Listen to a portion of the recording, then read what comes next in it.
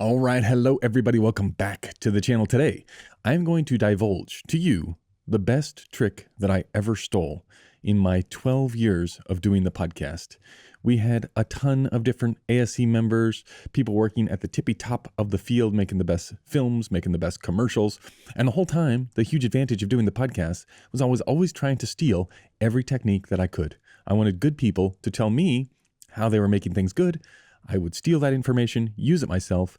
Everybody that I interacted with on set would think I was a film genius, when in fact, I just talked to strangers on the internet and stole all of their techniques. That is what we are going to look at today. But before we do, did you know that there is a Wandering DP Patreon community? It's the only reason I'm able to do these videos or the podcast or any material on cinematography at all. There you can find a whole back catalog. There's all of the podcast episodes. There's all of the various breakdowns. Each and every week, I release a new video over there talking about technique, talking about either a breakdown from one of my shoots or looking at a film or a commercial or users' videos. All of that stuff is over on the Patreon community. I couldn't do this without you. I appreciate the support. Many thanks, and check it out if you are interested. Let's get into what was the secret. What do I use on almost every job that I do?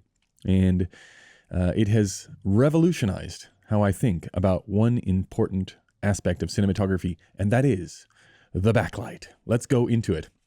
Okay, I'm going to walk you around this virtual set. This is nothing special here. If we walk around, this is like if you're going to do a hair and wardrobe or makeup or lens test. Like this is the setup, right? One big giant key light, some neg over there to take some light away to create some contrast, and we're just going to be on this white cyc wall. And you're thinking to yourself, well, how hard can backlight be? I understand backlight. What you do is you take the light, you put it behind the person. Let's go and just be that light for a second. So you put it behind the person and you want to get it on the opposite side, because if we look through the camera, let's see, look at how I've added those little touches of warm light in the background. You'll see why in a second, but it's just something that isn't white cyc that we're looking at. So this is the image. This is the image with the key light, with the neg, and okay, we've got a little bit of shape. But what do we want all of the time in cinematography? We want depth. We want things that are on a two-dimensional plane to look three-dimensional. And how do we get that? By making things appear to have a little bit of roundness to them. So we're going to try and edge out all of the little features that will help sell this facade that we are building up, okay? And what we want to do is, if we jump back out here and we come down to this lady's face here, what we're looking to do, oops, let's back it up, is we want a little tiny bit of light coming down just this right side of her face here, okay? We want just a little bit of light coming right down this side. And the normal way that I was doing backlight for years and years and years, more than a decade of my career, is I would put the light here, I would turn it on, and what you get when you come back into the camera is you get something like this, right? That is my kind of backlight. I know the exact stop ratio that I want from key to backlight. I know what I like. Hopefully you do too. If you don't, take the time, take one day to figure it out. It's really easy to go and do that testing. But this is like the standard look. Now, you're thinking to yourself, okay, well, this looks like backlight.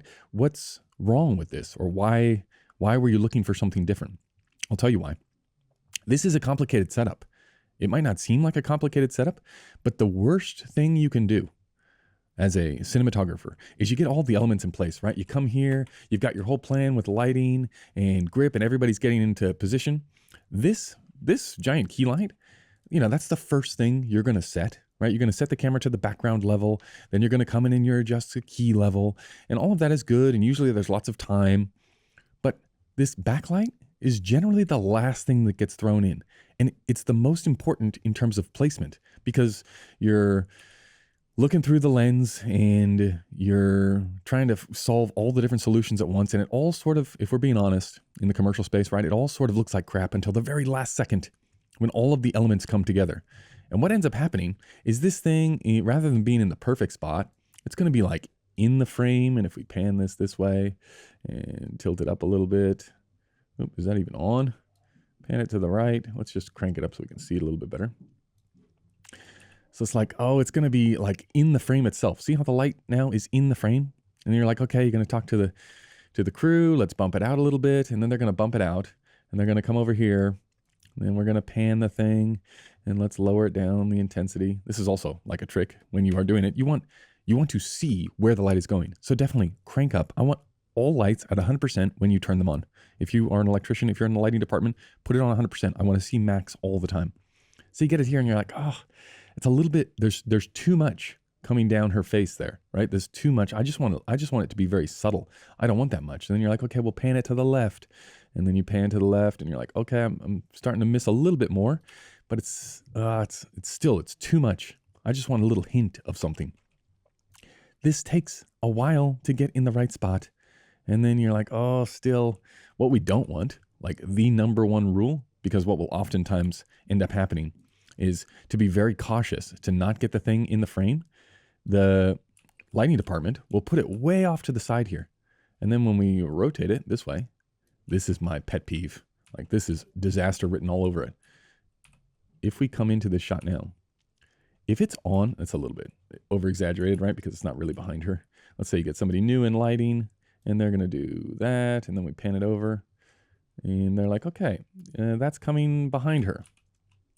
That's a backlight there. And you're like, oh my God, if you see the backlight hit the nose, it's like, oh, we haven't done our job right. And oftentimes you'll have the stand-in, whether depending on the size of the commercial or the size of the project, sometimes it's like a proper stand-in, sometimes it's the talent themselves, sometimes it's the first AD. Somebody is standing there and they're probably not going to be looking in the exact right spot for this conversation, right? Like let's imagine this lady's talking to somebody off on this side, frame left over here. So not having this light on the nose can sometimes be tricky because then the person, like the actual talent, lands and they decide to look 5 degrees more to the left or to the right. And then that changes the angle of your backlight. So the danger here is that if this person, let's see, like let's say that, let's tone this light down for a second. So we want something subtle. So let's see, like that. Let's say we were happy with that, even though it's a little bit much, right? I would want to miss a little bit towards camera, which brings up another point. Like as we rotate this, you should be able to see if we come in here. Let's move a little bit to the left here, a little bit up. Okay. As we pan, it's like, oh, we can point the light right at her, but then it's at its most extreme. And if we jump this up, let's jump it up a little bit more. Something like that. Okay. So we're pointing the light directly at where we want the backlight to show up on camera. And then you miss right. Okay, missing right is okay. But generally, I like to miss away from the key. So I want to miss, if you see this lamp over here, I'm missing camera right. So I want to just like feather it on that way. That's a little bit easier than sometimes opacity or level can be a little bit difficult, but you just get the lighting folks to pan left and pan right because sometimes it's easier to set that way. But what happens is now this light, as you pan left, sometimes it can go right into the lens. You see the light coming down here? Now we got to get a cutter for the lens and it just adds complication. It's a bit of a nightmare, okay? Remember though, the whole reason we're doing this is because when we get in here, we want, let's dim it down just a little bit. Let's go to 20. We want this little bit of edge light, just pulling it out from the background. And even that might be a little bit much, right? Let's try, like in the real world, you probably want it even less. Just a little something to pull her out from the background. And it's really about like this little neck thing here, a little down just inside the ear there. Like that's looking pretty good. And this is the standard way that you do it. It's just a lot of little fiddly things. And then if this person, again, worst case scenario, if this person all of a sudden just rotates their body around and we come in here, now you see that nose? You see that little tiny light on the nose? That's like a pet peeve. Jesus, please. Let's not do that. Like let's tools down here. We need to fix this. So let's get her rotated back the way she was. Okay, so what is the trick? What did I learn from Paul Cameron? He just said it to me in a podcast. I stole it. This is the easiest way to do it by far. People in lighting don't have to have any skill. We're going to put, instead of putting the backlight above the shoulder, right? Like pointing the light where you want it to go. Instead of doing that, let's revolutionize the entire lighting thought process. We're going to put it below. So we'll turn this one off. We'll fire this one up. And now, what do you get? You get exactly what you wanted. And the danger of lighting the nose is removed. Why is it removed? And why is this is like the idiot proof way of doing backlight? It's removed because if we come over where the light is, the shoulder of the person blocks the light from hitting their nose. So even if they turn, right, even if we start to rotate around, this person doesn't get hit in the nose. So they have way more flexibility. And you just get a tiny little bit of, like, again, the more subtle, the better. Tiny little bit of cheek. You just edge it out from the background. That's it. So we were doing backlight from above, standard. It's a bit of a pain in the ass too, because again, if you're going to make it not hit the nose, what you're going to do is you're going to travel it this way. And let's turn it on again. Turn it on, pan it over. This one, pan. If we turn it on, crank it up. Okay. Something like that, right? Like guaranteed, we want it just like that. It's in the frame. It's like, oh, and if we go wider, if we want a wider lens, it gets harder and harder to do. It's like, well, if it's below the frame, you don't have to worry about any of that. If it's below the frame, you just walk it in and there's way less chance of screwing this up. I mean, that's what you want, that tiny little bit of edge. And if you look at Paul Cameron's work, you will see this all the time. And it's very, very subtle, but it has that Hollywood slickness to it. And you're like, I like that. I like that. And it's easier. Yes, please. Like those are the little tiny wins that you can incorporate all of the time. You don't have to flaff around. And I know, I get it. Like now as we're watching this video, like how much flaffing around is it to move this thing left and to move it right and up and down and get it in the right spot and get the right intensity? 30 seconds or a minute or 2 minutes on set when everyone is waiting around for you to get like this last piece.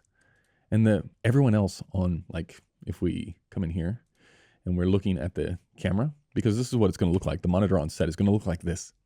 Everyone is looking at it and you're flapping around on set going like, oh, I just need a few minutes to do the backlight. Everyone's like, it looks fine. Like, I don't understand. What are we waiting around for? It looks lit. And you're like, yeah, it could be a little bit better though. So just give me a second. Meanwhile, you and the gaffers behind you relaying to the lighting guys, like, go, move it over to the left, move it up, move it down. It's like, oh, wouldn't it be way easier if we just bring it in, put it on the ground, aim it up, and then what you do here, like let's, if we come back in here. So if I go crazy on the intensity again, this, you just miss up and down. If we go this way, up, down, see it, the light on her cheek here? If you want more, you do it through the tilt. Up, down, and then coming back in the camera. That's too much. So now we back it off. And whoops. Come in here. What if we do 50? 50, you're not even going to see it, are you? Oh, it's just a little bit there. Probably not enough. Let's go 100. Up a stop. Is that going to be enough? That's better. But it's just like a little bit of something. And this, the little shadow that you see on the ear, right? That's like a cine designer thing. You can soften that off. Super, super simple. You can build a whole rig down there because it's way off of camera, right? It's like that is, if you go from wide to any other coverage, mid, tight, this works all of the time. Standing, it works. Sitting down, it works all of the time, everywhere. It's very easy to hide, especially if you're shooting like we are now, 239. If you're shooting 239, man, you can really get it in because the frame is quite wide. So if you're going to light from over here, this has got to be way off. Let's come up here. This has got to be way off to the side, which then the chance of you hitting this person in the nose increases immensely, right? Because again, 239 is a wide frame. It's like, you see how we're coming around and hitting that nose? Don't do that. Don't do that. Just start lighting from the ground. And everyone's going to think like, what? I don't get it. Why are you lighting from the ground? Just, it looks better. And then you're going to be thinking, oh, for sure though, it'll look like lighting from the ground, right? Everyone's going to know that the backlight is coming from the ground. And then you actually do it and you're like, wait a second.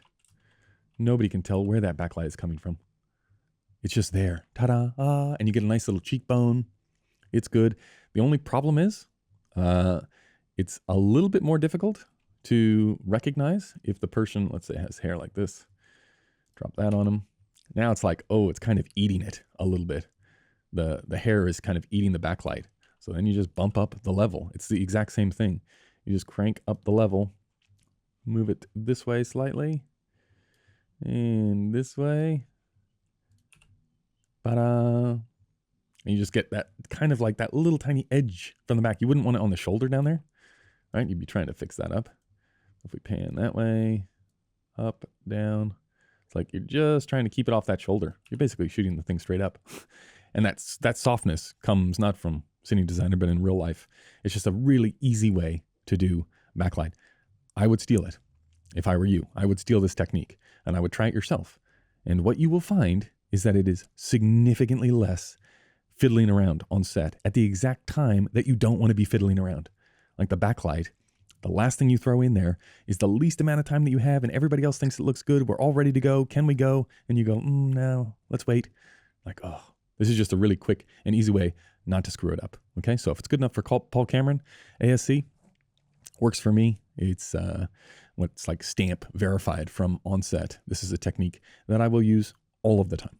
Okay, hopefully that helps. Many thanks, and we will see you in the next one. Goodbye.